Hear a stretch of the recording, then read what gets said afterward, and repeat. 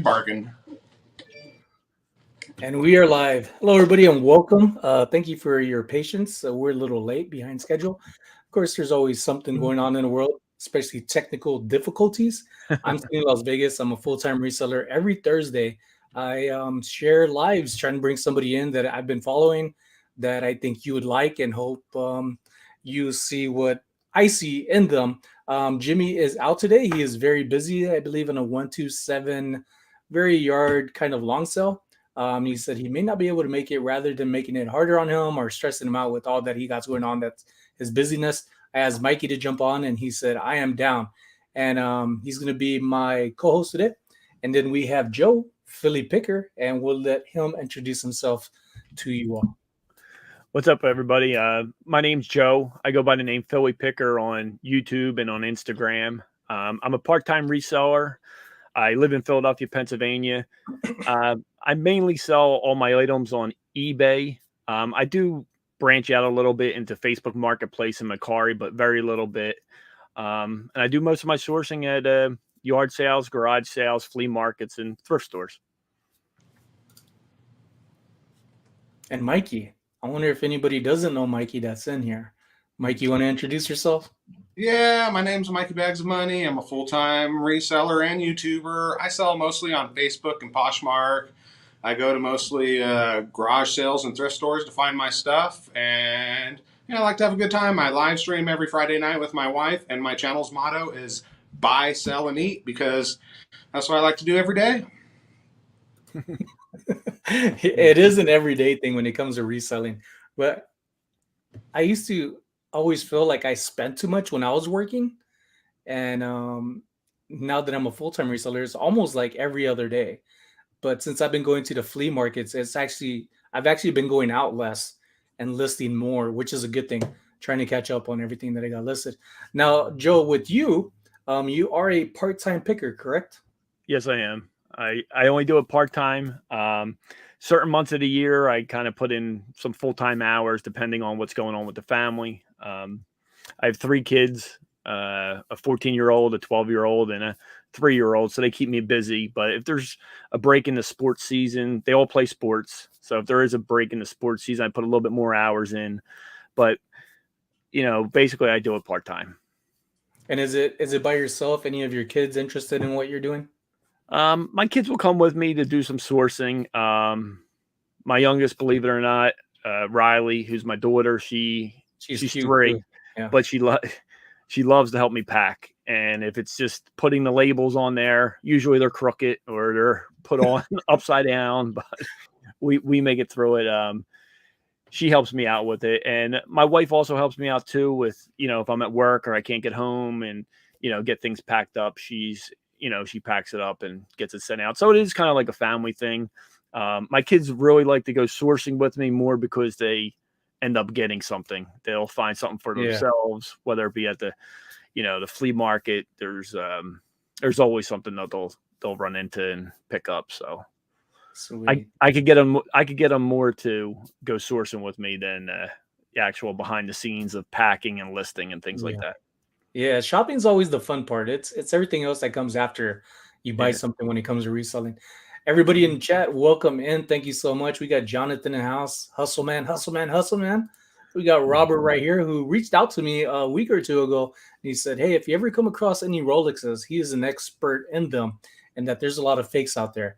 And I took that as there's some close fakes or fakes that look probably legit. And it helps to have people out there to give you a helping hand. And I've always liked that when people reach out to you rather than you reach out to them. I just try to get over that, hey, I need help. But it's good to have this community that could help you in so many different ways. And there's also Facebook groups that could help you as well. We got Penji out here from Anaheim. She usually introduces herself, saying it's Penji from California, Anaheim, California. Hustle man, we got May from out in Oahu, Hawaii. I'll be there in November. We just booked some tickets a few days ago. We're gonna spend Thanksgiving there and gonna hopefully buy what I need to fry a turkey. Joe, do you fry some turkeys up over there? Believe it or not, we did it for my brothers and I got together at my mom's house, which is only right across the street, last Thanksgiving, and we we fried a turkey all together. It was pretty good. A mess cleaning up though. The cleanup and with the oil and all that. I didn't enjoy that part of it, but the turkey was very good. Yeah, it's been I think my 3rd year, and it's kind of one of those things like my own tradition because it's so juicy, so crispy and delicious. The way I make it, at least. I haven't had any incidents. Mikey, have you had some fried turkey yet? I've had some fried turkey 2 years. I've never fried it myself because that's way too much work. And bless all those who do cook the birds for us on Thanksgiving because that's a lot of work, and I just enjoy eating it myself. It's tasty and it goes fast too. I haven't had any complaints yet or anybody that's had food poisoning, so I'm doing something good. We got Cheryl, we got Dan in the house. What's up, Big Thrift Philly? Dan, we got Cheryl. Hello, Cheryl. Another squirrel. Her and Kristen. Kristen will be on Cat's live channel, which Joe was just on there a few days ago. How was that? I was on there on Tuesday. Yeah. You're in the hot seat too. Yep. It's always a lot of fun being on Cat's show. Were you supposed to be in a hot seat, or was Mike supposed to be in a hot seat? I don't know. Mike claimed that he was in the hot seat last time we did it, but I don't remember. He got you to do. Yeah, when you started it, I was laughing when Kat said there was a comment about glass. So Kat goes, "Yeah, I don't think Mike and Joel knows how to do this. I could answer it, but I'll let him try." And your reply was like, "I saw glass." Like, what? It was just funny because we don't see as resellers everything that goes on behind what we do in reselling, and sometimes we don't share everything because of whatever reason that we do it. It's not intentional to hide things from people from reselling. I know more of our life we are private in some aspects. I consider myself an open book, and Joe mentioned to me earlier some things that he's pretty much an open book as well. And Mikey is a complete open book. How he is in person is how he is in his lives. Like there's no difference in anything. If anything, it's more fun because you get to interact with Mikey. A lot of fun to follow too. And with Joe, how long have you been a part-time picker? What really got me into it, I don't know if I would consider myself like a picker at this point, but I was like one of those kids that got up, early Saturday mornings and waited outside the sneaker store, the Foot Lockers or whatever for the newest release of sneakers that came out. And at the time that I was doing that, there was a consignment shop in Philadelphia that was all they had was sneakers. So basically on Saturday, I would try to get the newest pair of sneakers that came out. Most of the time it was Jordans or some sort of Nikes. I would buy a pair for myself and try to get another pair to resell. I would just take it to the consignment shop, drop it off there, and they would sell it. They would charge a 20% commission, and, they would call you up when they sold it. I go down there, they would pay us in cash. Sometimes they would give us a check. So I started doing that more often. That's what really got me into reselling, but I was only strictly like new sneakers from, Foot Locker or, whatever, Foot Action or whatever was the store at the time. And a couple of years of doing that, the sneaker store actually went out of business. So the owner called up everybody to come down and pick up their old inventory that was in the store. Mm-hmm. And so I didn't know where to, once I picked it up, I'm like, what am I going to do with this now?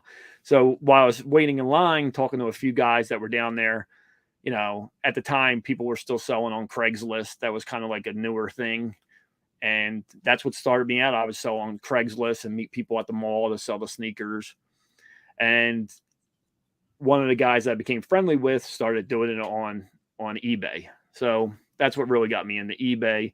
And then after seeing, I made a couple sales on eBay, especially starting off on eBay. They didn't let they would only let you list a couple pairs of sneakers at a time. You couldn't go on there and list like 10 pairs of Jordans. They wouldn't let you do it. I guess because I was a new reseller.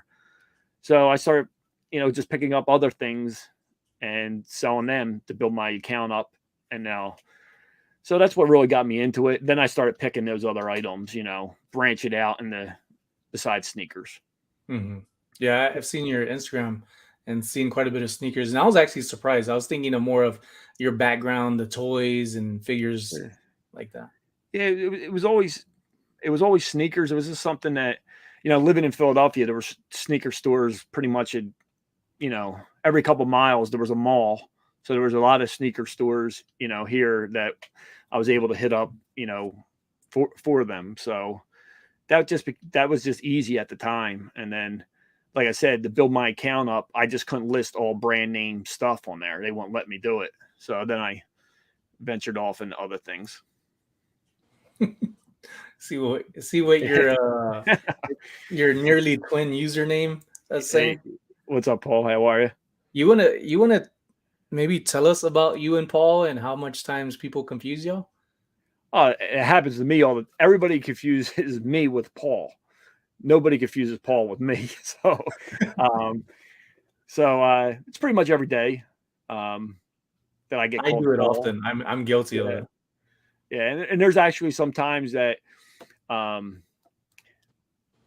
talked to people on Instagram and, 20 messages back and forth. And then we finally realized that they weren't talking. They were talking to Paul. They thought they were talking to Paul, after they said some things like, about an auction, when Paul Paul was doing some auctions in the beginning and things like that, or, a live show that was coming up. I'm like, oh, you're talking about Paul, or someone messaged me asking for like Venmo because they bought something on his auction when he was doing them. I'm like, you need the other guy, but give me your information. I'll reach out to him. So that's it's nice all of good. you. Yeah. He probably sent them to you. Like, maybe I could get away with this and send them to Joe.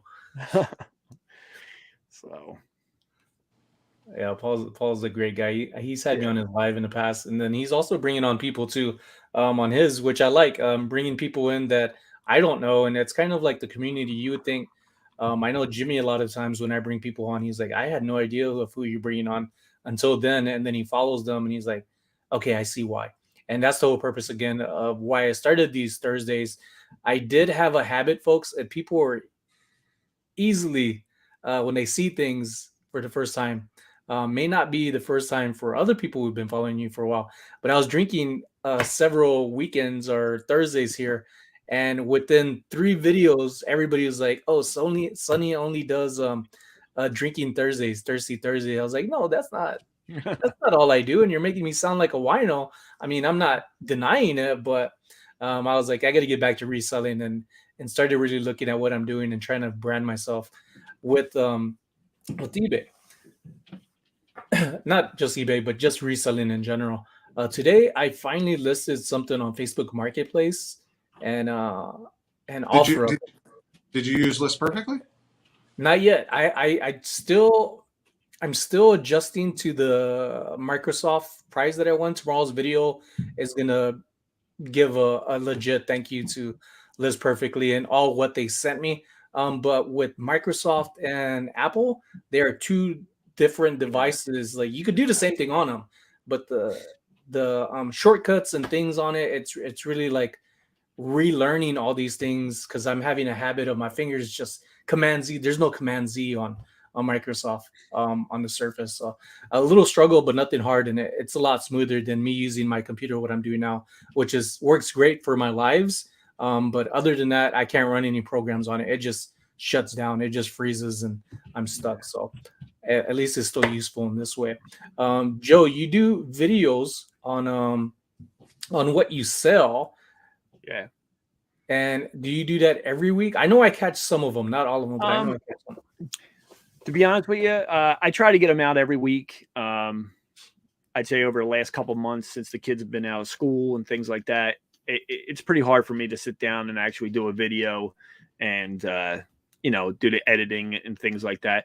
But I really enjoy doing what sold videos. I think that's what really got me into, after branching out from sneakers, watching like what sold videos on YouTube was really what gave me that extra push to really branch out and do other things. I love watching what sold videos still to this day. I think it just gives me like an idea of what else to look for while I'm out there. I can't tell you how many times that I've watched a what sold video from somebody, and then, a few days later I'm at, the flea market and I see that item there, or, something, similar to that item, and then I end up looking it up.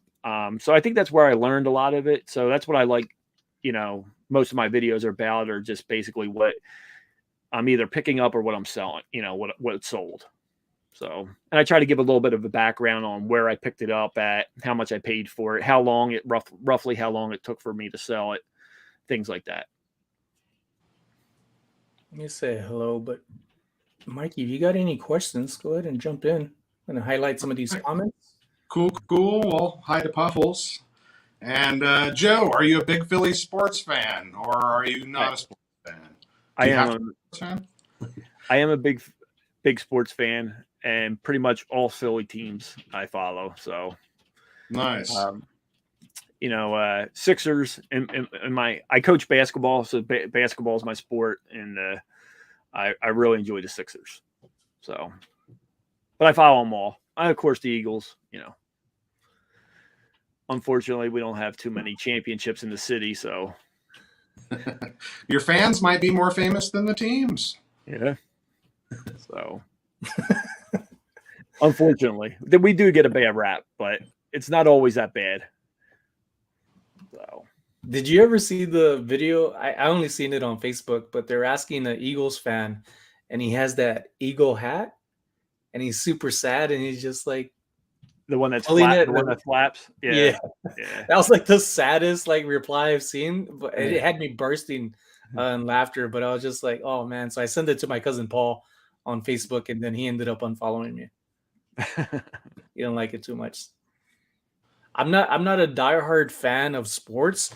I like sports because of the junk food and the get together, especially tailgating when it comes to football. That's fun. But other than that, I'm not a diehard fan of any team.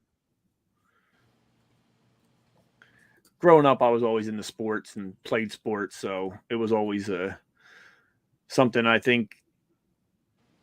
My dad was a big fan, so we had to be Philly sports fans growing up. I don't think he would let us be a New York fan or, God forbid, a Dallas Cowboys fan or something like that. So, do you run into a lot of Kobe items? Sneakers, yeah. But I wish I would have known back when I was in high school how good. I mean, Kobe was great in high school. We were in high school the same years, and I went actually to Lower Merion to see him play. When he was in high school, and those, wow, those games were sold out. People waiting 4 or 5 hours in line before a high school game, and he was good, but nobody thought that he would be as good as he was. But I always keep an eye out for his jerseys, of course, and I do come across his sneakers every now and then, and most of them are worth some money. I thrifted a Kobe jersey, and it's my size, and it's definitely not for sale. It's one of my prized possessions. Man, when I first started a few years ago, I would find so many jerseys in the thrift stores and stuff like that, but now it's hard to find them. At Goodwill, it's a rarity for me. Jerseys are hard to find, but I'm saying that now. I went to the flea market earlier today, this morning, and I actually found 4 basketball jerseys, and I can't tell you the last time I found any kind of jersey. So it was good to see. Are those something you're going to hold on just for a little bit of cherish, or are you going to list them, or already got listed right away? I'm gonna list them. I actually have them right here. I actually have Kevin Garnett jersey, Timberwolves,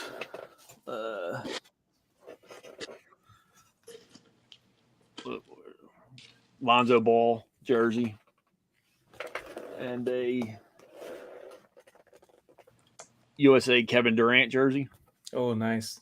They're all small size. They're all size small, so it's going to take it's going to need the right buyer. I wish they were a little bit bigger, but pay $10 a piece for them. So sounds like a pretty good deal. So. Dan says, we are praying for the Flyers this year. Going to be tough. Yeah, the Flyers quite a few years have been a letdown, but it happens in Philly sports. Hello, Abby. Welcome. No Raiders fan, Sonny. Not so much a fan. Like I said, I like games. We went to actually maybe or one game for my birthday last year. My wife ended up buying me some tickets, buying us some tickets. It was a lot of fun. Um, will I go again? Definitely yes. The seats that we got were pretty good. It was pretty close on, and I don't know. The NFL experience is a lot of fun, but I wish I actually had my wife's cousins that were a little older to play sports here to watch them play. I love a lot of like the kids playing. It's just a different hunger and a different like fun out of it and drive compared to NFL where it's like boohoo and it's like, come on, dude, you get paid for this, you know? Like, how are you fumbling the ball and not catching these easy passes and nobody's on you? But when it comes to kids, like even when they mess up, they either take it in at the moment or they're like butthurt about it, and it's a good thing because they care. It's a difference. But yeah, maybe in a couple of more years my wife's little cousins will be old enough to play, and I definitely want to go to them. And Joe mentioned earlier before we came on that I heard some dogs pitter patter in the back, and he said his son's back from soccer. Do all of your kids play soccer? I know the youngest one's a little young, but yeah, she plays. Yeah, it's not really playing soccer at that age. You know, it's just basically the fundamentals. But she runs around, chases the ball. But yeah, my oldest son, who's 14, he's a freshman in high school. He plays baseball and basketball. He's really into baseball. He's on a travel baseball team. It does take up a lot of time. He's left-handed and he pitches, so you know, he's really into it. And my middle son, Luke, he's basketball and soccer. And pretty much soccer up here in Pennsylvania is all year round. You know, in the winter time, it's indoor. You know, so it's a year-round sport. And Riley, like I said, she played T-ball first year this summer, which was a long season. If anybody knows about T-ball. And she does play soccer, and she signed up for the fall season. So, what's some of your memories of those epic T-ball moments where you're like, "Come on, run!" or something happens, and they're kids being kids. Oh, kids being kids. It's the problem with T-ball. It's the attention span of trying to get 3, 4, 5-year-olds just to be in one place. You know, and believe it or not, T-ball here in Philly we only play it for 2 innings. So you get to play the field twice and you get to bat twice. By that second inning, I mean, I have kids from the team, and I coached this year. I was an assistant coach. We had some of our players that were in the playground, out in the outfield, picking, playing in the dirt. So it is but it's fun. Everybody has fun. Everybody likes to bat more than they like to play the field. I think that's all kids like to do that. They'd rather bat than stand in the field for 20 minutes. We got Topher in the house, Hyphy Gold. There was a box full of new with tags, KD jersey, Kevin Durant jerseys at the flea market the other week. Passed on it because it was worthless. Swingman jerseys. So with sports, Joe, and sneakers, are you pretty familiar with kind of spotting fakes? I wouldn't say that I was an expert because, like I said, I have in the past picked up, some fake ones when I got them home. They were, they turned out to be fake. But if I'm not 100% now, if I'm not 100% confident that they are real, I don't even mess with them. It's just not worth it. I had an issue with, the authentication process now that, eBay does. If you're not familiar with it, anything over, I think brand new sneakers, $150 or more has to go and get authenticated. And I think used sneakers or anything over $100, it has to be. I had a brand new pair of, remember the old Reebok pumps, the black basketball sneakers with the basketball on the tongue. it was a nightmare. It went back and forth between whether these were not that they were fakes, whether they were new or used. They said that there was a little bit more wear on it than, so they couldn't authenticate them as being new. They sent them back to me. And it turned out that what the damage that after a few phone calls to eBay, it turned out what the damage that they were saying turned out to be on the box, because the box was damaged and had wear to it was the reason why that they didn't authenticate them and I turned around and sold them and they passed authentication the next time. So I guess it's just hit or miss on who you get to authenticate it. Because first time they sold, I shipped them to Vegas to be authenticated somewhere at Sneaker Con, and then the second time they sold, they went to New York to be authenticated. And they, one didn't pass and then the other one passed them. So if it doesn't pass, do you get penalized at all or anything, or they just ship them back to you and say? I don't know what they do with the shipping. I'm assuming they docked me the shipping cost. And believe it or not, I sent them out regular post office. They overnighted them back to me, FedEx, the next day. So I don't know who paid for that. I probably should have looked into it, but I literally got them back, relisted them, and sold. And the problem is eBay actually blocks you from communication with the seller. Like the seller that first initially bought those sneakers from me, they were blocked by eBay. Like I couldn't communicate with them at all after they were returned back to me.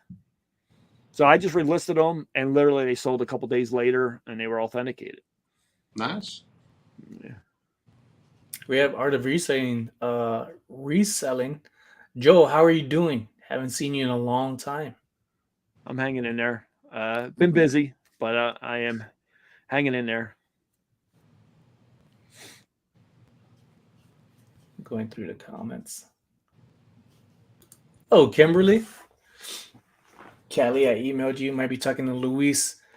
Kimberly, hello to you and your husband. You know what's when it comes to people who are following you, Joe, and you're a very friendly guy, very approachable to me. I would think, if I saw you in person, do people approach you and you feel like you get to know them?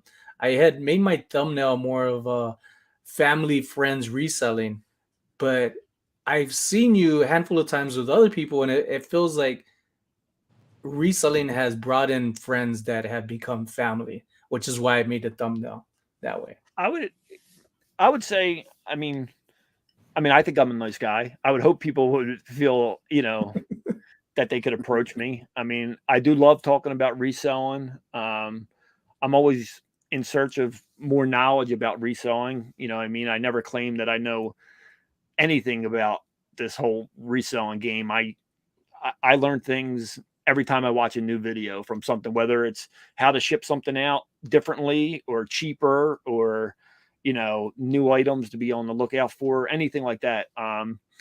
So yeah, I've met tons of people since getting on here in the reselling community that I consider friends. I think I met more friends through this, and some good friends. I talk to a lot of people every day that I don't think that I would have met without doing the reselling or the YouTube side of it. Like Dan, Big Thrift Philly, I consider him a good friend. I talk to him almost every day. Nice. Yeah, I like that. So Cheryl says, my daughter Emily used to lift her leg straight out when she threw the ball at the catcher back to the pitcher. She was always getting favorite players from the opposing team. It was so cute. Yeah, when they're that cute, they're a lot nicer than when they get a little older and it's like you beat them or you lose. Different competition. One of my one of my nephews back out in Texas, my sister's little boy Ivan, he is so like hyper not focused, at least not on the things that he's not interested in, but he was running all over the outfield when he was right field and they would say, go back, Ivan, and I was yelling like in a good way, like, Ivan, go back. and everybody looked at me like, "Hey, you must be new here." That's Ivan. He's gonna do what he wants, and I was just like, "That's cool that these family and people know the kids that way too, you know." But super supportive, a lot of fun, and he was actually really good at batting for as squirrely and wired as he was. When he got up to bat, he was on point every time, and I was just like, "Man, I hope this could be something for him for the future." Yeah. What's up, Ella? Got Ella in the house. Hello, Hey, Ella. Ella. Storage Invaders. I meant to say hello earlier. Hello.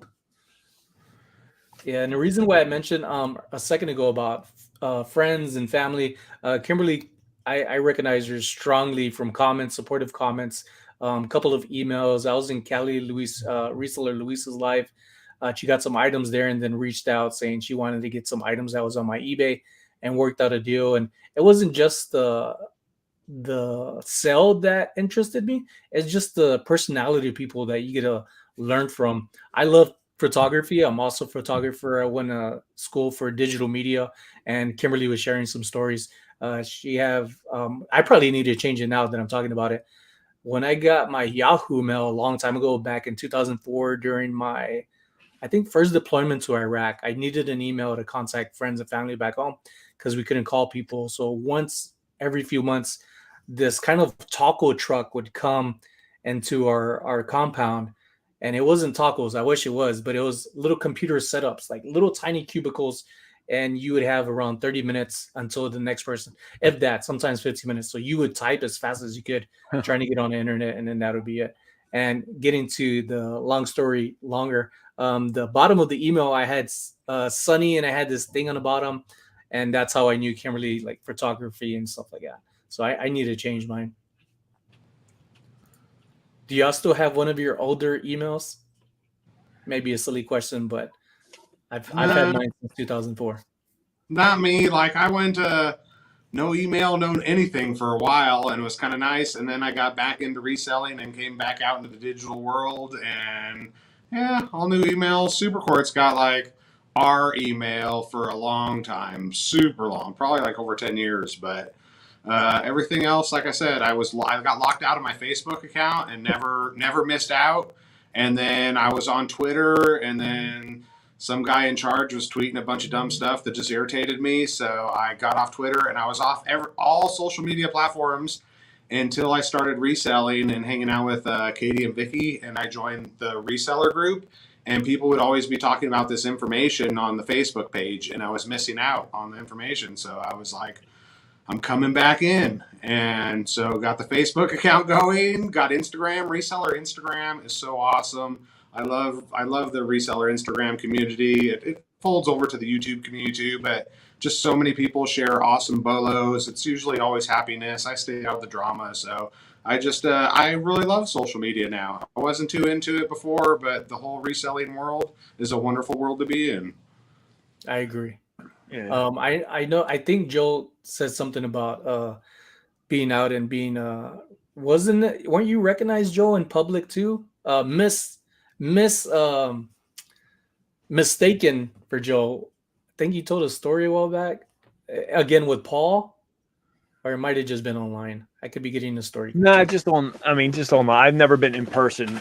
You know, I don't know if you've ever seen Paul. Paul's much taller than me. Much handsomer than me. So. Nah, you got him beat. He does have some nice hair, but you got him beat.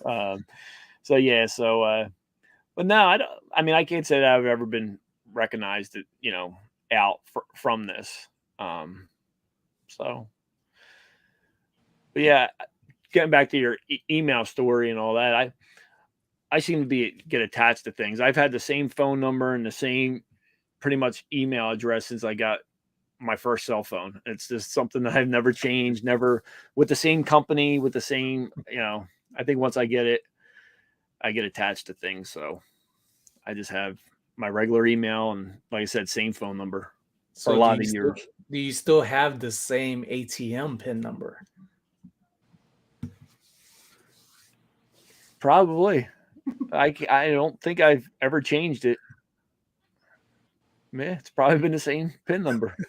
If anybody ever figures out my ATM card, it's the same thing for like my my casino rewards cards. You got to put in a PIN number. Yeah. I'm horrible. I know I'm not supposed to be, but I'm a simple-minded person and I'm very forgetful. So I always end up changing like the last two numbers from email passwords. It's always the same thing besides the last two symbols or numbers. Oh, Kimberly. Kimberly, thank you so much. I do have a little video. I need to tweak it, but I'm happy with it for right now. Let me share this right now. Thank you so much for this super chat.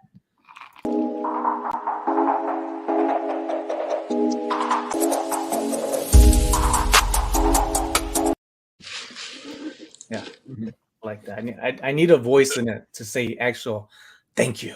Super chat. Super chat. Super chat. Yeah.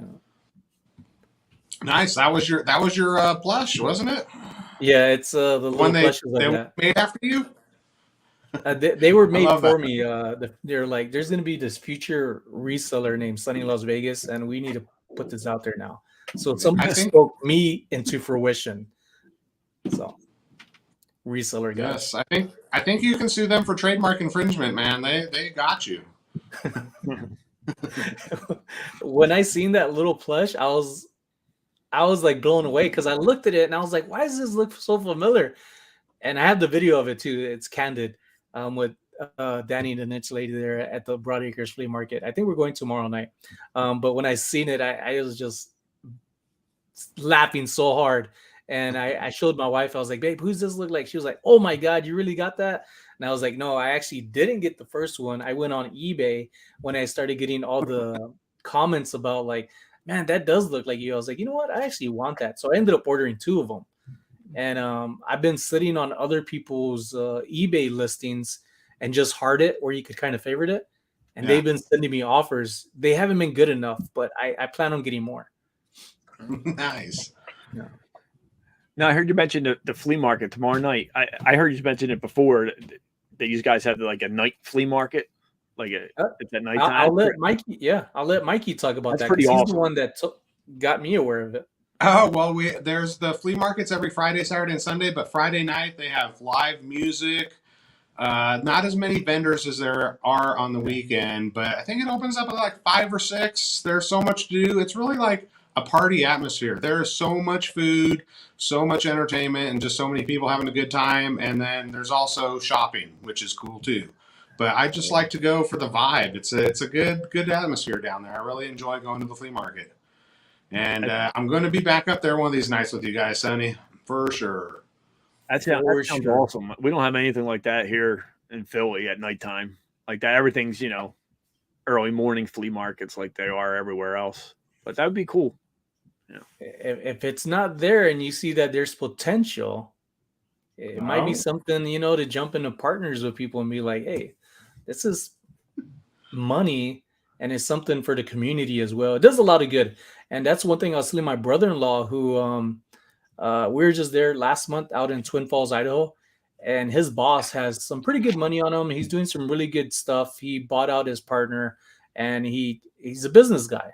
But he's open to his employees, and he's very good with my brother-in-law, and talks to him a lot about business, and I always ask him for ideas. And I said, look at this community. They are thriving. They are spending money left and right. And the buildings that they have there are not just basic little mom and pop. They are, but they're really well built. Like this place is going to boom if it's not already. And I believe it is. And I said, you know what? Think about having a flea market. But with that area, you would need one that's that can cater to the warmer weather as well as the colder weather, because it snows. It has a long winter there, and it does snow heavily. Yeah, same with us up here.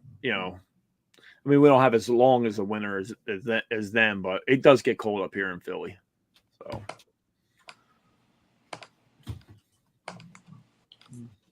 Mike, take it away, Mike. I got to message my wifey. Take it away. I'm just the co-host, man. I was trying to be Jimmy's position is just to sit here and nod, I thought, man.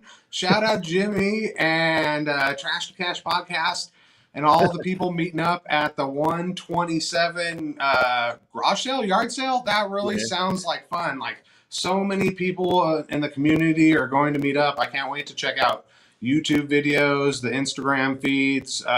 Joe, have you ever been into any huge garage sale like that? No, I was going to ask you guys that. Now, I've never been to something No. like that. I mean, I would like to eventually go to one of them, but I don't think anywhere close to me. I can't think of any. I know Paul Philly Flipper. He went to one that was like maybe about 6 hours away from Philly a couple weeks ago, but nothing local like that. I would do, would like to try it out one of these years. Yeah, I've never been to one of them, but if you aren't already, folks, I could try to get the link here in a second. Garage Sale Nation, which was started by Kevin, doing a lot of big stuff, and it is a growing Facebook page. Yeah, Strictly for those type of events, and it's not just yet. He also got with Yardu, who I need to download the app. Things like that, I would be on top of it because you just never know. And his information of these events may not pertain to you at the time, but you may know people who are in that area who might be interested, and it helps the community there as well. It's sharing the love in so many different ways, just like reselling here in live chats and sharing people's stories and seeing who I like Joe and Mikey, who I invite on. And I even get invited at times too. On the 9th, I'm going to be on Danny May's channel. She started 20 questions, and today she had Rachel Strickland. And if you haven't already, you get to find out about Rachel Strickland and her family. She talks about it. A lot of good, fun stuff, and had a scare question. I'll tell you about this one, but you got to see the rest. That she doesn't like belly buttons. I think just bringing up belly buttons, and I thought that was funny. Just those little things, how people are, It sounds so tough, so smart, and I know that she is. Doesn't sound like it. She is, but these little things in life where it just makes you like wheezy a little bit. And I thought it was cool just for somebody to be that open and vulnerable to share a part of them with us, which is why I again bring people on mine to do the same thing and have fun doing it.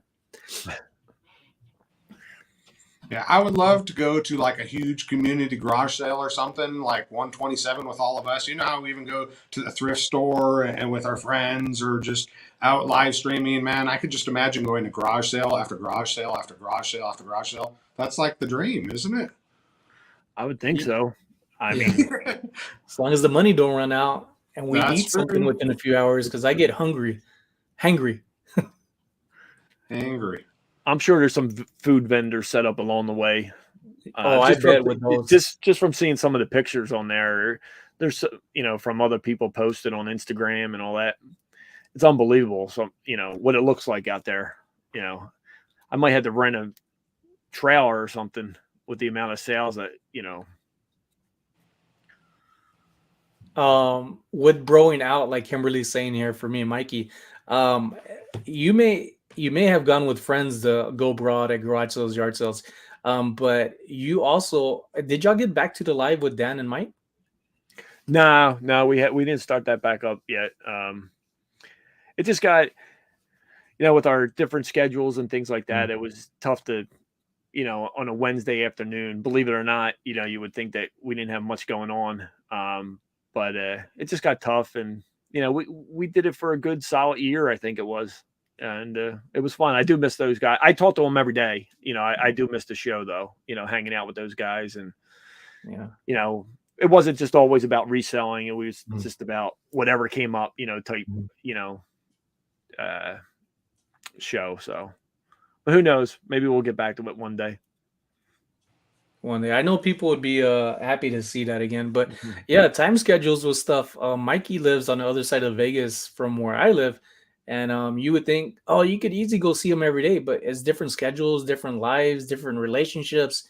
Yeah, Supercord in Clooney. I have Tip, who's down. Oh, you can't see him. The box is blocking him. I got Tip, my fur baby, and then in a few months, actually, no, end of next year, I think my mother-in-law is going to come back, but we'll be going to Hawaii, like I said, in November. And I told my wife just to get her a one way ticket. But she said no, she already got her round trip. I was like, damn it. I did have Cheryl ask a question earlier I want to get to. I don't want people feeling ignored, especially things that I've been working on for years. I have a Wacom. Some people say Wacom drawing tablet. I first started out with the Wacom 21 UX. and I learned a lot off of it. And then when I wanted to downsize and have more space for my vinyl cutter, my heat press, my hat heat press, and then I do have a sewing machine. It just looks pretty over there. It's brand new, and it's probably been there for about a year, but I'll eventually get to it. But yeah, I love drawing on my Intuos and or on my tablet. I just don't remember the model number, but I can draw on it and look at it because some tablets you have to look at, say, the monitor here and let your hand do the work, not seeing it on the little tablet there. My daughter's birthday is on the 21st. I've done a lot of designs when it comes to birthdays, quinceañeras, quinceañeros. One of my hardest drawings, illustration was getting a photo of a grandma with her granddaughter who's never met. So I had to make it look like it was real. And that's one of the hardest things, especially when somebody that's passed away, and something that you do because you always feel like it's going to be hard on you if they just hate it or if they're going to like it, but you want them to love it. And thankfully, they loved it. I always end up with those kind of requests, and I stopped doing that a while back only because the more I was investing in other people, I was actually kind of taking away from myself on what I wanted to do. And I got overwhelmed. And that's probably one of the first reasons why I stopped reselling, was because of being overwhelmed with doing too much on myself. It wasn't other people, it was just me. I was leaving myself too open and cutting myself short. Joe, is there ever a time with reselling where you're like, nope, I believe your family is priority, but was there ever a time where it's like I'm doing too much reselling and I need to step back and do this over here?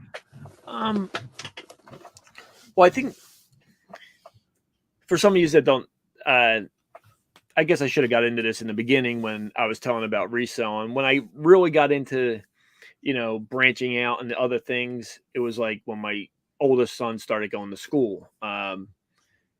So they go to private schools. So I needed to figure out a way, whether it was to work more overtime or find something on my own, a side hustle, something like that to, pay for their tuition. And that's basically what is to this day, my motivating, factor in all this is to make, if I don't want to list and not that I don't want to, if I don't feel like listing or, I feel like I don't have the time to do it, that's my motivating factor that like next month's tuition payments due, whether I get down here and start listing or whatever, or get out there and find new items to list. So that's what pushes me along. Do I ever feel burnout? Yeah, of course. I feel like sometimes, I get burnt out from it, but in the back of my head, I know I just got to keep, doing this because of that factor. And with any leftover money at the end of the year, we try to take a nice family vacation together. So that's what really keeps me motivated. But yes, I do feel overwhelmed sometimes between work and sports and doing things like that. But at the end of the day, I still do, like, I don't look at this as work because I do enjoy doing it. I enjoy going out there trying to find, treasure hunt and things like that. And, I do enjoy it still. So.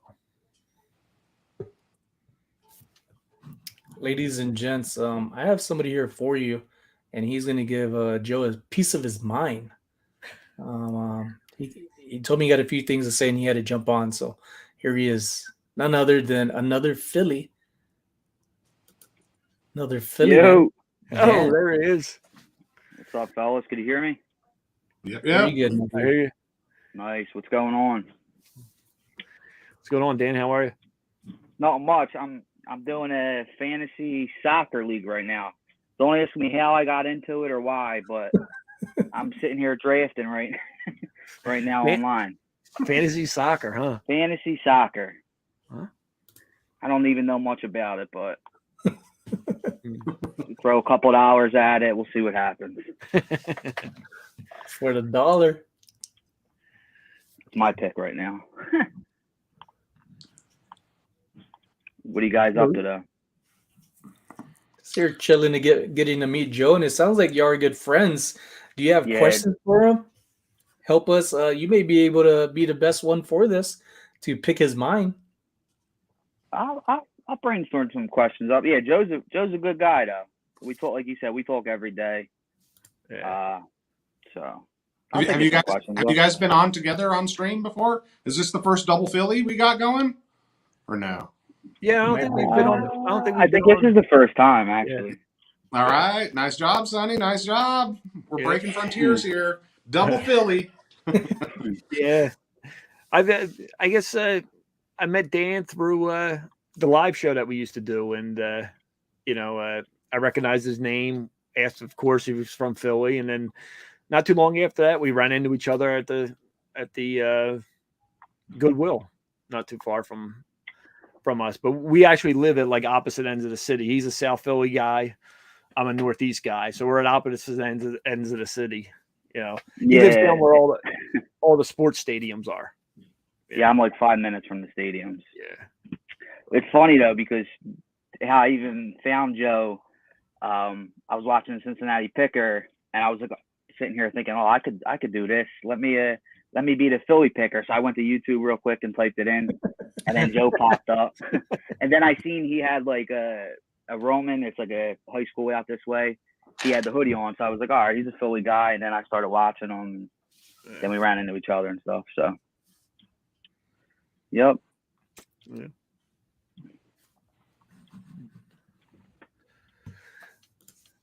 My bad. I know this light's like real bad, but I wasn't prepared. I wasn't prepared. I just kind of threw it together real quick. Yeah, when I said earlier, Mike, take it away. I need to message my wife. I was messaging Dan. I was sending him the link. But my wife usually hits me up like around 10 minutes before 7 my time, letting me know that she got to work. And if not, then I'm usually checking on her and see if she's okay. Because Vegas is getting, it's not that it's getting a little crazy. And the area that she works has always been a little crazy. Good people there, but just the traffic and stuff there, homeless. It's like, of course, I got to look out for my wifey. Yeah. So do you guys out in Vegas have a lot of garage sales or yard sales, or is it just mostly the flea market? No, we have lots of yard sales all year long. I mean, it's pretty good action. It's all hit and miss on garage sales. You can go to a bunch and find nothing, and then you come across one and you can fill your trunk up. And we do have them a lot of the year. During the spring and fall, we really get a bunch. A bunch of the communities have a lot of garage sales like twice a year, and we have bunches of communities that won't allow any garage sales during the year except for those 2 times. So I like to hit those up around all around Vegas. I like to go during that time. Yeah, so, it's kind of like what I feel like. I mean, Dan can also give his opinion on. I feel like whenever there is like yard sales here in the city or surrounding area, we're right on the border of New Jersey, so a lot of the towns in Jersey have them, but they seem to all have them on the same weekend, where you can't get like one weekend there'll be like 10 sales, the following weekend there'll be 150 sales, where you can't get to all. It's just trying to one weekend nothing, next weekend there's so many that you can't get to. So, and we have mostly they're in the summertime, because of our seasons that we have here. So. Yeah, I actually with my job, it's hard for me to really get to the yard sales, garage sales, or whatever, and which kind of sucks. But whenever I'm off, Joe knows I do try to get to them, but I work a lot of Saturdays and Sundays, so.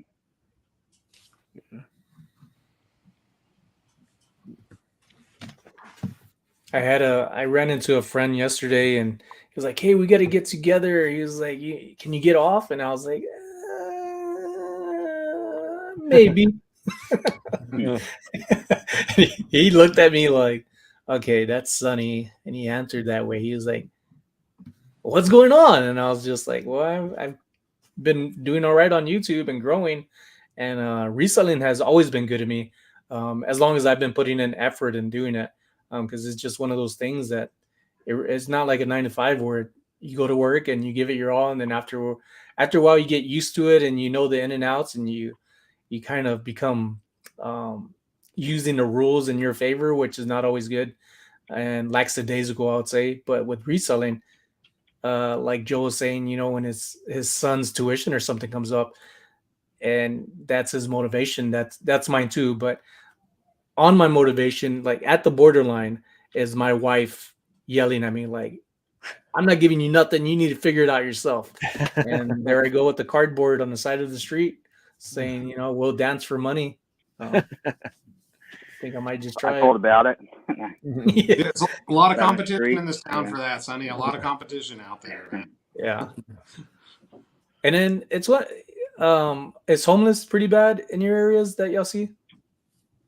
Philly, yeah. I mean, Yeah, it's more centrally located, like in our downtown area, but it does spread across the whole city. It is pretty bad. So Yeah, I've seen a few homeless people up in my neighborhood, and where I live it's a stretch from anything that's going to help them throughout the day, like eating, finding some water. It's like, oh man, you're going to suck wind. And if I have water, I usually pull over and give them one, or donate. I give them money too, and that's one thing too. My wife's like, babe, like they might be on drugs, and I was like, you don't know that, like everybody has hardships. And she's like, you're right, it's your money anyways. And I'm like, yeah, it is. It's tough. I feel like I can't go in a store without somebody panhandling.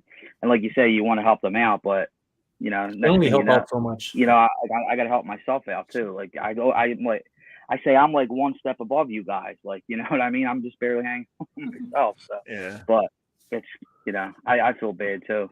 I'm more inclined to help them out with Some a food drink or food, or as opposed to cash. That's just, but I understand people need cash too, but if someone is hungry or someone needs a drink or whatever, I'd rather go that route. But yeah, this year, well, last year I've been working on it for this year. I've been saying I want to do a lot of things here on my channel and my goals, and part of it is being part of the community. And now that things are a lot better, I've been collecting toys and things like that. 2-3 years ago, actually, now it's been a while. I donated nearly like 100 jackets, and these jackets could have made me a lot of money. I was just collecting them during the summer, and at the time I didn't know any better, thinking it's not winter yet, I can't sell it. But I just recently actually sold some jackets, and it's hot here, but it may not be hot wherever. So kind of learn these things. Your season is not always somebody else's. And also, if somebody's looking for something, it doesn't matter hot, cold. People want what they want, and they're looking for it, which is why the platforms of reselling is pretty amazing if you think about it. Millions of people all over the world wanting to buy something, and sometimes they don't know they want to buy it until they see it. And it's kind of cool what you do. So with recently, that's fresh, Joe, what have you sold that you're like, whoa, that's cool, that sold for that much? I don't know. I could look in my eBay store. Yeah, that's what I'm doing. I mean, I say it all the time when somebody asks me about it, but like the old underwear always gets me, like the vintage underwear, packs of Fruit of the Loom or, Hanes, from the 90s, and what people will pay for them is crazy. I'm always shocked by that. I'm actually shocked. I actually just sold it not long before the show started. It was it's a Jeremy Shockey football jersey. But when I picked it up, I can't believe I didn't notice the stain in it. But it was a giant stain. I don't know if you can see it. And probably can't see it. See it right there in the middle? See it right in the middle? Like how... I mean, I paid $5 for it. I literally put it on the table to take pictures, and that's when I showed it. Now, I don't know why anybody would want that, or maybe they'll try to get it out. I tried getting it out, couldn't get it out, and I did put it in there, and the title stained, and it sold for $35. I mean, Jeremy Shockey hasn't been in the NFL in a long time. I don't know why somebody would want it, but if it wasn't stained, it's probably like a $60 or $70 jersey. Wow. So that shocked me right there. But I think and especially like sometimes I think of items like you had with the baseball bat, Sonny, how it was cracked, you know what I mean? Like sometimes you come across items that are that you pick up that are broken or, have stains on it or whatever. And some, even with them broken or cracked, they still have some sort of value to it. So, list them. Somebody might have a different idea what they're going to do with the jersey. Somebody might just want the numbers off of that jersey or the name and make something themselves, do something. So I kind of try to list everything that I had. And then if it sits in the store a while, I end up taking it down and redonating it or something like that. Take it easy, Cheryl. Thanks for stopping by. See you, Cheryl. All right. I had a pretty good sale today. I think I just listed it today, and it was just sitting in my pile. It's called an Amplify Mesh Wi-Fi system, the Gamer Edition. I don't know. I was at a garage sale, and I tried to put into a video, but I just didn't get good coverage of it all. I was just talking to the guy way too much and not like working as a YouTuber. And I bought this. First of all, I got a label printer from him, Dymo, for $10, and it sold like instantly for $100. So that was cool. And then I got this Wi-Fi router, and I was like, I don't know much about the Wi-Fi routers or how they send the extra signal. It's like the signal booster. And I was like, I got one before, it didn't really work. And he's like, so did I, but I waited a couple of years and I bought this one, and it's awesome. So that right there is like, oh man. So I looked it up, and it goes for like $170 to like brand new $400 or something like that. And so he sold it to me for $20, and it pretty much sold today. I took an offer for $170 and scored. So Cha-ching. Cha-ching. Yeah. And also what I realized was this guy had so much like audio equipment and stuff, and that I should have stayed there longer and looked more stuff up and probably just spent the whole day there. And I'm sure I would have found a lot of stuff, but I was like, okay, man, nice chatting with you. I'm out of here. And then just thought about it like the next day, how much money I probably did leave over there. Happens all the time to me. We had a question earlier. What's the season like? How long is the flea market season up in Philly? Flea markets or garage sales? Flea markets, they have all year round, even in the winter sales. Yard sales. I would say the bulk of the yard sales are in the May, June months, and then July there's sporadic, August sporadic, and then usually in September, October they'll pick up again. But so we get a good, I would say 4 months, solid 4 months, and then you have in the winter time there's a lot more. They call them estate sales, but they're like privately ran estate sales. Like you just open, you'll list it as a indoor yard sale type thing. I've gone to a couple of them in the wintertime. So. Morpho said, I just learned today that football and baseball batting helmets have an expiration date.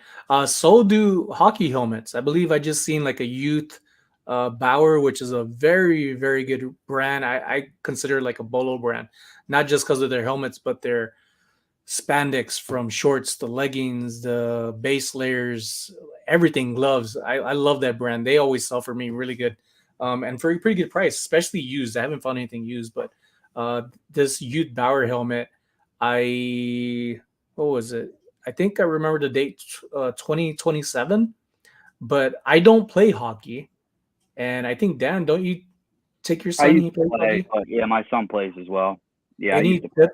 Any tips about what to look out for if you're considering selling helmets? Some of them actually, I think a lot of them now, with my son, we got a helmet probably about 4 years ago, and it actually grows with them. I guess you could kind of open it up. So, because with kids, they're growing nonstop. So you're constantly buying, you might only get a season out of a helmet or a chest protector.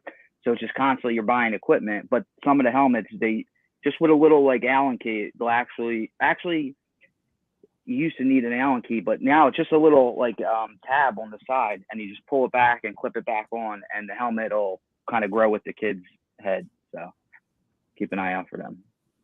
Oh, that's cool. Danielle said, We worked our booties off today at the booth at the 127 sale that we're just talking about earlier.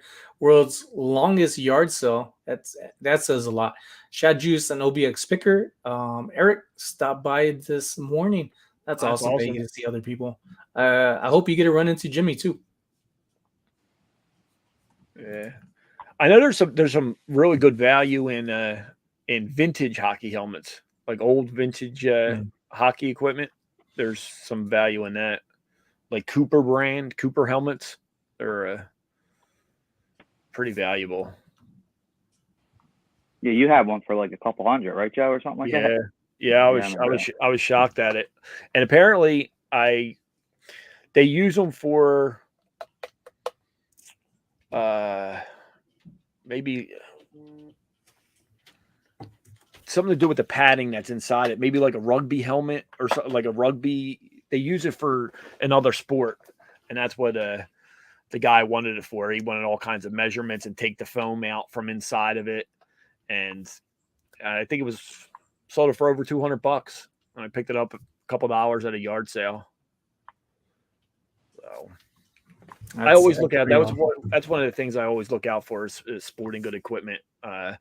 Baseball bats, softball bats, baseball gloves,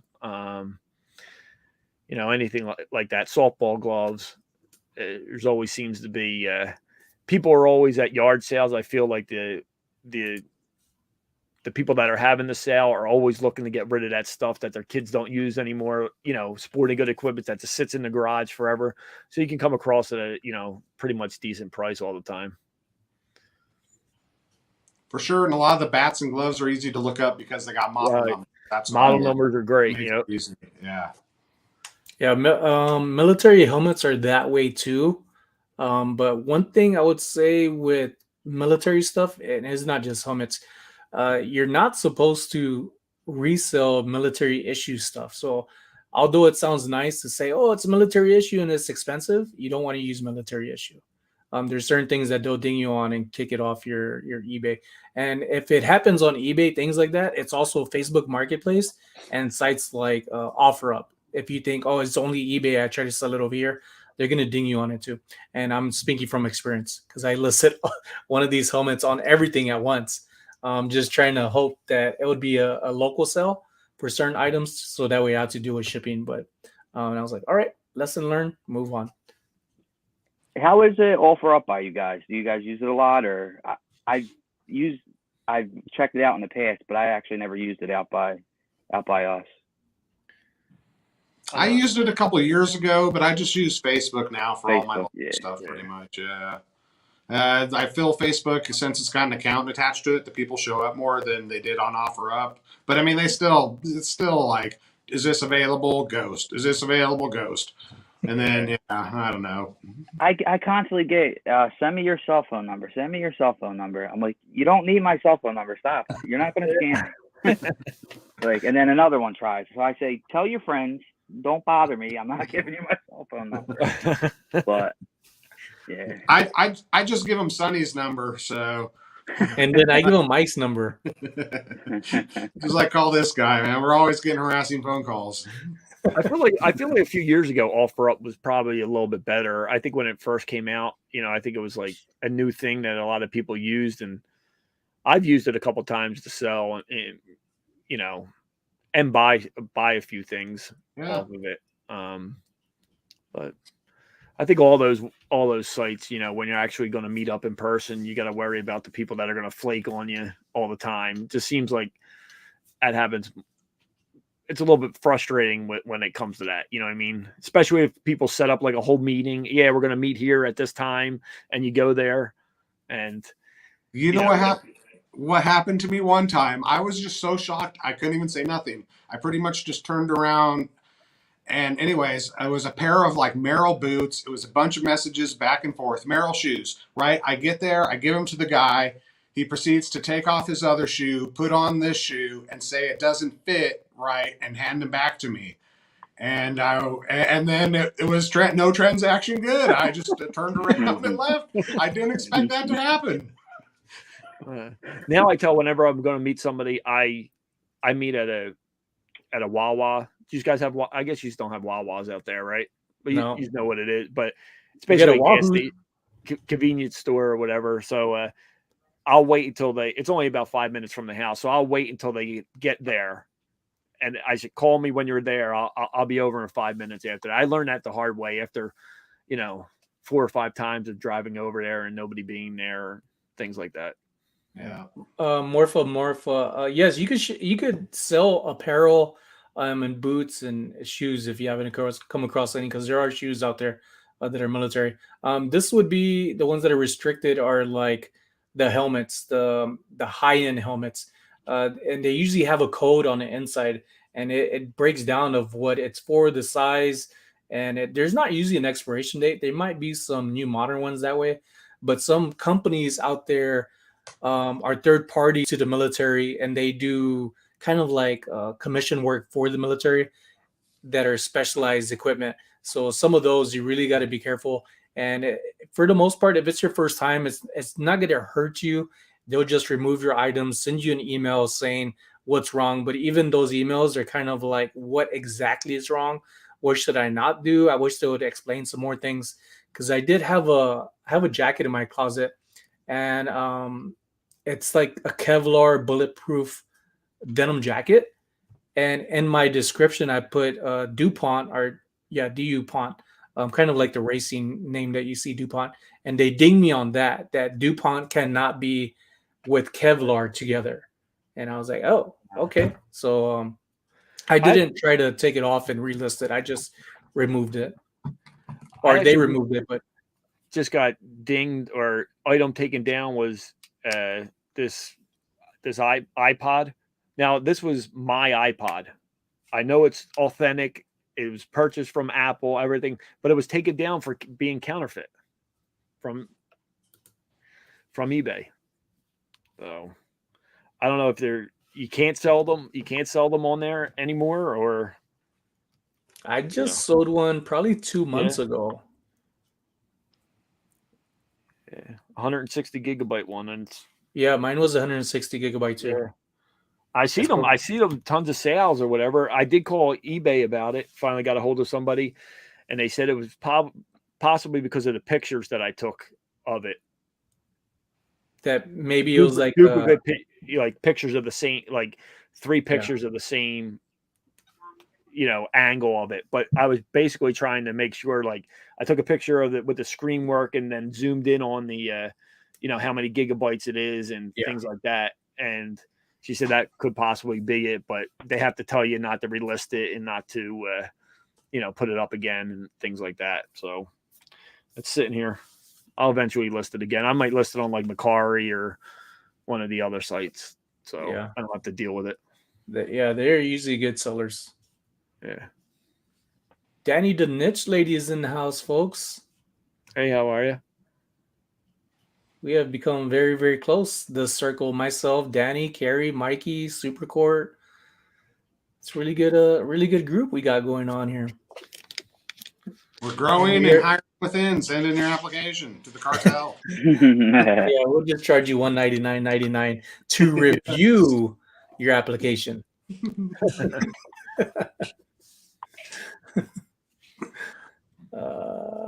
I did see a comment. Somebody was asking me if I was full time. I am not. I am full time. I think it's been 11 months now. Full time reselling. There it is. I've been full time. And Dan, are you full time, part time? I'm actually part time. Part time. Nah, I've been doing better with it. I also want to say, I know I told you in the DMs, I talk to Dan every once in a while. He usually very supportive guy. He's checking up on me when things happen and other people in the community. And congratulations, Dan. He got a house just not too long ago. Thank you. And he told me about that month before, and I was just like, man, it is such an amazing feeling. I've moved around so many times, especially being in the military and then getting out the military, staying in Hawaii, moved probably like 4 different places, moved to Vegas 2015, moved to 2 or 3 places. 3, because the first place got broken into the first day within 24 hours. So they didn't tell us there was an alarm system behind a frame, put in your code until after we got broken into, and we said, we don't want to live here no more. Do you have a better place, an upstairs floor? So that was our second, and then after that we moved to Summerlin. Well, 4 here, our home, and it's one of the best feelings just to know that you don't have knowing that you don't have to move anymore. Like your belongings is like, oh, thank God. Like I hate moving, hate unpacking. It took me about 1.5 years to unpack my stuff. My wife hated me for a long time. Yeah, I don't know, Joe. Joe was like my realtor, so. Oh, yeah. I don't know if he. Yeah, that was my realtor. So. That's another thing that I do also is I've had a real estate license since 2007, 2008. Wow. And so I dabble in the real estate. I am a real estate agent. I've owned some properties throughout the years that I've bought and resold. That's just something else that, takes up some time, but I enjoy doing that a lot also. But yeah, Dan just closed on his house last Friday. So congratulations. Yep. Congrats, Joe. Nice. Yep. Danny says, I think that is where Whatnot is going to excel. All the marketplace are getting so restrictive. Sell it live and go. Yeah. I would still be mindful of what you're doing just in case it comes back. But from what I was told with Whatnot, that although you may think that your live ends and you can't see it yourself, that you could request for that live and get a copy of it. So what's ever out on the internet once, it's always there somehow, somewhere. So I would be careful. And that's one thing I've said about the internet. And this is when I started reselling and going on YouTube, is that if you want to put yourself out there and brand yourself, and if you believe you're a good person and you want people to know that, with all that you're doing, people go back and look into your past. And one of the biggest things is Facebook Marketplace. And I would clean up your stuff, not to hide who you are, but if that's not you anymore, I would say go in your past, clean it up. And also, if you're beginning, if you're, say, a teenager starting out in the work field, have a notebook, write down all the places that you work at, write down your management and numbers. That goes a long way. I didn't know that until I became a civilian, and then I had to backtrack trying to reach people from the military that ended up moving everywhere, and it was almost nearly impossible, and it just took longer to find a job that way. So there's a lot of little things growing up that I wish I knew and people told me more about. I'm still learning the whole social media thing. I never had it before I did any of this, so it's still learning the whole Instagram thing. Of course, grinding it out on YouTube. So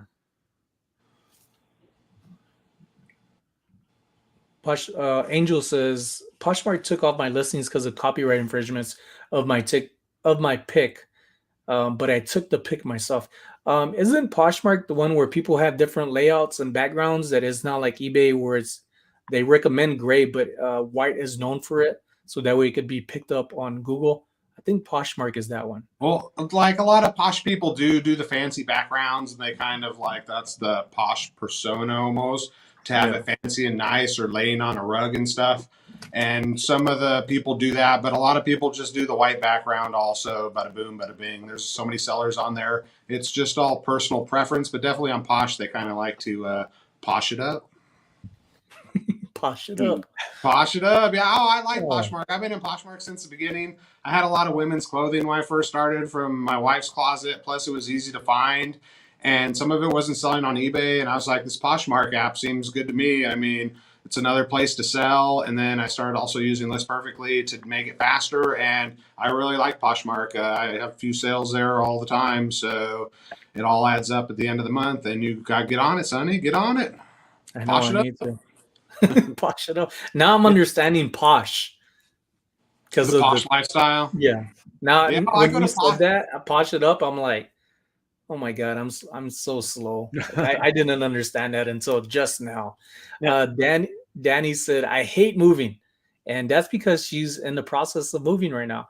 Yeah. And I love her new place. I got to go there the other day.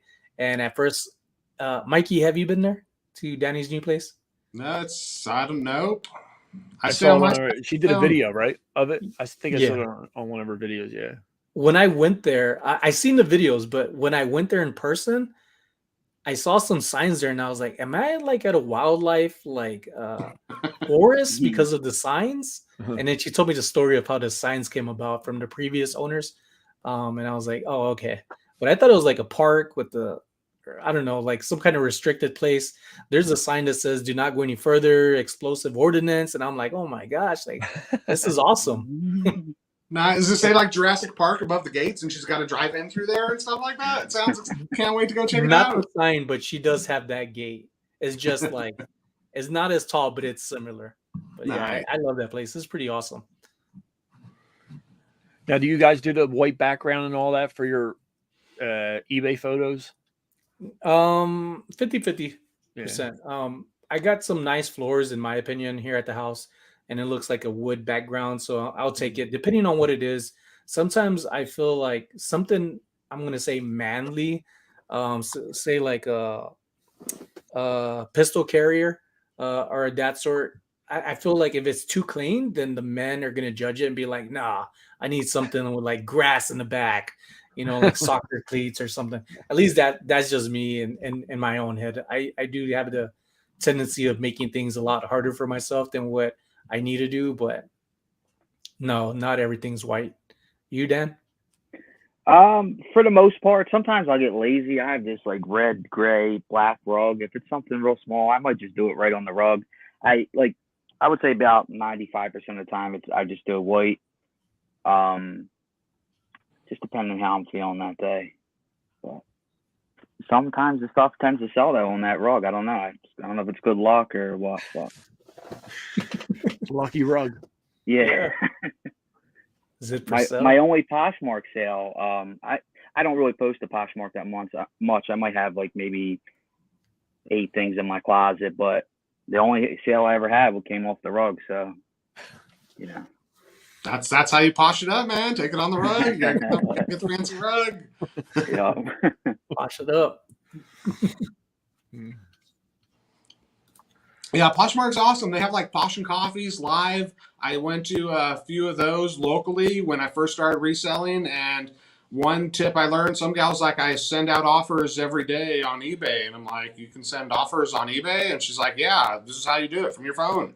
And I've done that ever since. Every day I send out offers in the morning, and I think it's a great way to do it. A lot of offers get taken in, and I never even knew that. So that's why I like to go to the reseller meetups, little events, and just talk and network with people. Just one little bit of information that's basic to someone else you might not have even ever heard of or thought, and it's just awesome to learn from other people. That's what I really like about the community, hanging out with YouTube people, reseller people. It's just so much fun learning, I think. Yeah, I agree. A lot of the things that I've learned in reselling came from YouTube videos or talking to other resellers. Like I said, the what sold videos and look at what other people are selling, or what's trending at this time, helps out a lot when you're out there looking for different items to sell. For sure. And you can't watch like YouTube videos for 2 years ago on what's trending of like, yeah. That happened to me when I first started too. I was buying like some Tommy Bahama, and that's kind of when it was going downhill. Yeah. Man, yeah, it was just, yeah. You never know. Some stuff goes quicker than others. I caught the puzzles like right after the wave, when puzzles were selling. I was a little bit late on the puzzle game. Yeah. There's some puzzles that are out there. I would say anything 3D puzzles, take another look at them. If you're like, just a puzzle, look at 3D puzzles. I just sold like a 1,000-piece one, I think it was, for like $45 plus shipping, like a vintage one, which was, I was like shocked at it. But I think the Goodwill charged like $2.99 or $3.99, something like that. But some puzzles that had the wooden pieces, they're wooden puzzles, they do really well too. There's some unique puzzles out there too, where it's like you have to, of course, there's a puzzle where you got to mesh them in, but tiny little wooden puzzles, and also like figure puzzles where it's kind of like and more of an artsy, like a drip paint. I can't think of his name, like the melted clock and stuff. But I've seen some where you have to actually stack them up a certain way, and they become a figure. And is not so much looking like a regular puzzle that you might think of. Some unique stuff out there, and I wouldn't know to look at that and probably seen some of that stuff if it wasn't for what I've seen on other people's channel to be like, you know what, that looks kind of like what they mentioned. I'm going to look more into it. Even if it's not a puzzle, it's just, you never know. Some really cool stuff being made out there. Got Ray in the house. What's up, Ray? What's up, Ray? Glenn is asking, I don't know this. I don't know this answer.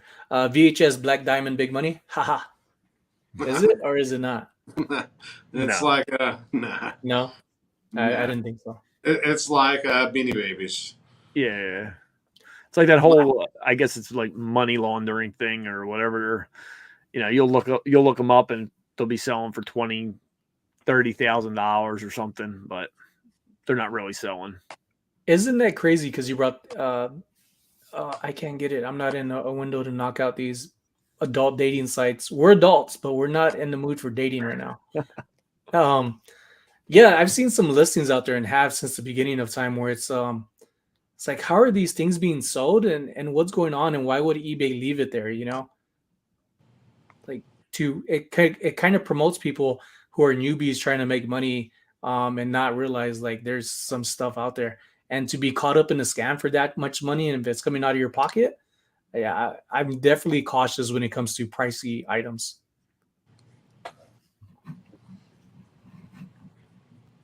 Let me open up another window.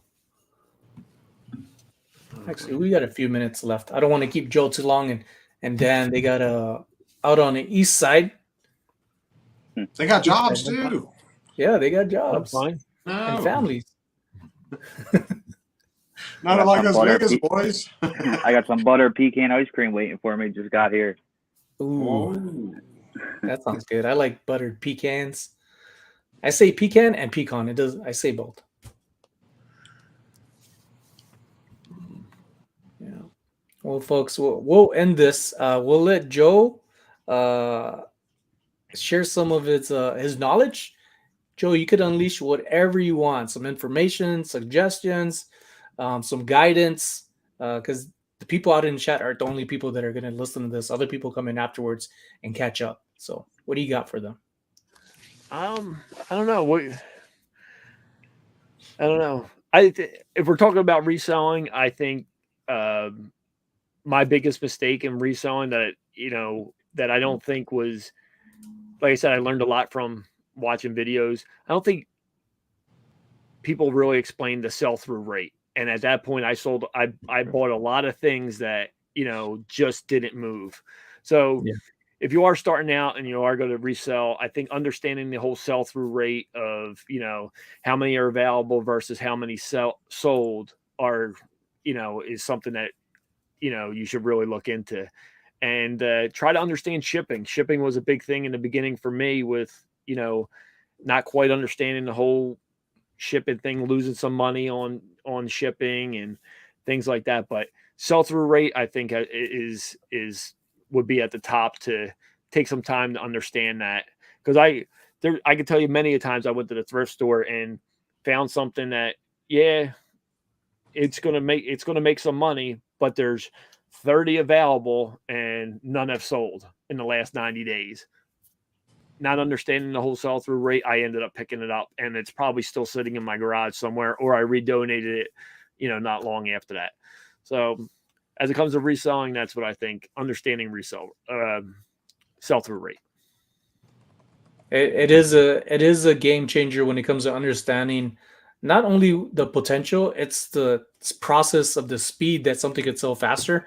So some of the things that you buy may not be in favor of a sell-through rate, but it doesn't mean it won't sell. It just, the sell-through rate, if you're looking at things that want to sell faster too, it does make a lot of sense, and it does hold true to what people say, and it's not something that's fake or a lie. I practiced that probably since I've been reselling full-time now, because I'd never really paid attention to it until I'm like, okay, what does that mean?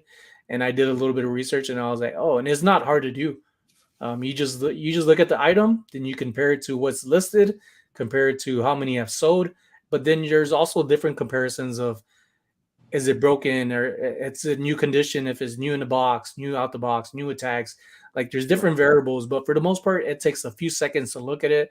And when it comes out to anything, just be honest with yourself with what you collect and have in your hand, because sometimes the price that we see, what people even have it listed for, you're like, oh man, this is money, and you're not looking at the actual item for what it is in your hand. You're looking at the price, and then you get home and you realize like this thing's missing an eyeball. Like it's not worth nothing. Yeah, I think that was a big thing for me to learn. It was a big pill for me to swallow too, because I had to look back at all these items that I had sitting in my stores. Why aren't they selling? Well, they weren't the most popular items, and they weren't the most, sought after items. And now, I'm either redonating them or dropping the price until they sell, and maybe even losing a couple dollars after everything, So that's pretty much, understanding that sell-through rate, I think, is big for beginners. Dan, you got something for us? Nothing quite as elaborate and elegant as Joe, but just keep grinding. What I'm noticing, like I'm part-time, so I don't always list, but when I'm listing, I'm getting the sales. Like, so just keep listing as much as you can.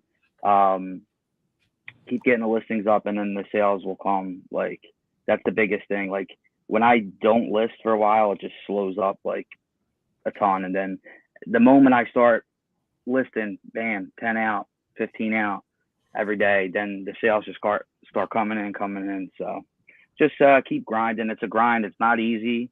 I'm doing it part-time. I'm having fun with it. So just keep grinding, I guess. Yeah. Mikey? Just be consistent in everything, man. Consistent results pay. I'm learning that more and more. If you're just thinking about starting to resell, you should start reselling. I think reselling is probably the best as a part-time job. It's so much effort and takes, to do it all the time, every day, it is a serious grind. And it's a great other source of income. If you can go do it as a hobby, it's the best way to start. I wish I would have been a part-time picker when I started. Before I went full-time, just due to injury. I would have had so much more knowledge. It would have been so easy to do it. And I think it's just a great side hustle. So if you aren't already reselling, put some stuff on eBay, go list stuff around the house, have fun. Reselling's fun, man. When you hear that cha-ching, you get a warm fuzzy inside, and multiple cha-chings in a day is just good feeling all day. So yeah, just try it and stay consistent. Yeah, I agree with both of the things they say. Consistency and everything, and getting those listings out. You know what I mean? It's so important just to keep it, consistent with the listings. Your sales will be consistent at that point. And one little tip that I try to do, especially me being part-time and having the time to do this, is if I make the decision to look up an item and I make that final decision that I'm going to buy that item right there at the spot, whether I'm at a flea market, yard sale, thrift store, whatever. If I'm looking up that item and I'm confident and I say I'm going to buy that item, I list sell similar right there in the store. So it's already started my draft, already on my phone. So when I come home here, I don't have to look that up a second time and figure out what I'm going to do. I'll make a few changes right there in the store. If I'm going to change the price on it or whatever. But when I come down here and I start processing some things, the items, I already have that draft started. It just cut that little bit of 5 minutes, extra that I had per item might give me like, 2 or 3 extra items that I'm able to list in that time that I'm allotted. So just little tips like that, tips and trick like that will help out getting those listings up when you can. Yeah. One thing, I'll piggyback off of Joe, looking at your phone and having those drafts is good. And if you are in a crunch time, when you come across that stuff that you're looking at, wherever you're at, take a screenshot of your items. There's so many times when I first started where I'd go back home and I had a hard time trying to refine this stuff when it was super easy inside the store, garage sale, yard sale. So I make it a habit of every time I see something, especially the comps, and I find exactly what I'm looking for, screenshot. And especially if you're a content creator coming up, wanting to share it either on Instagram or whatever platform, on YouTube for videos, you already have it there. And you're not trying to work again, you're not working twice as hard, even though it takes a few seconds. It's not hard, but it does save a little bit of time, and you always have it saved in your phone. So that's another thing. Just watch what you delete too. Folks, I'm SonnyLasVegas. Today I had with me Joey, who's was our guest. Check out his live or his channel. Very good channel. He does have a lot of what sold videos to catch up on, especially if you want to learn. We have Dan here, Big Thrift Philly, who I've had on here before. So when I saw Philly and Philly, I said, let me bring these two guys up. And I'm glad I did, because we got to find out not only about Joe, but Dan, and also as a reseller is the community, how close you could be at times and not even know it. And on top of that, there's much more to it in a relationship, from being a realtor to being a reseller to giving tips, being friends. And that goes a long way, which is why I created the title or the thumbnail what I did, because sometimes, friends are one thing and family physically, and then also online you get to meet people, and you'd be amazed how close you become to somebody and how much they mean to you and how much you could grow with them as well. So I hope you enjoyed everybody that I brought on. I do have some other people listed in the future. I will have a video out tomorrow morning. It's going to be a premiere. Stay tuned for that. I just need to create the thumbnail. Guys, do you got any videos coming up soon? People to be aware of? I just have a what sold video I'm working on. I'll probably try to get it out by Saturday, if not Sunday. I have a little, we went on vacation a few weeks back, filmed a little bit, was working on it. And then with the house, I kind of stopped working on it. So hopefully soon I'll have that out. My son and my fiance were both in it, which was cool. The first time they were ever in the video with me. Nice. So Nice. Looking forward to getting that one out. I'll be live streaming tomorrow night with my super wife, Super Court. We're going to First Friday downtown Las Vegas in the Arts District with music, food, festivities. We should be having fun. 7 p.m. PST. See you then. PST? I'm so confused with the time zones. I just say my time. I never know. The mountain time, I never know. If you're mountain time, I don't know when that is. Yeah. Hey, what's up? J6 Flips, you missed everything. Just missed it, man. J6 Flips just came out with another video. Also check out his channel. Folks, stay tuned for next Thursday. We'll have another live, and we all have content coming out. Just keep up with us as much as we try to keep up with you. Thank you all so much for joining. Make sure to like, subscribe if you haven't already, and tell your friends about us. The good thing about these lives is that there's always a replay button. See y'all later on. See you guys.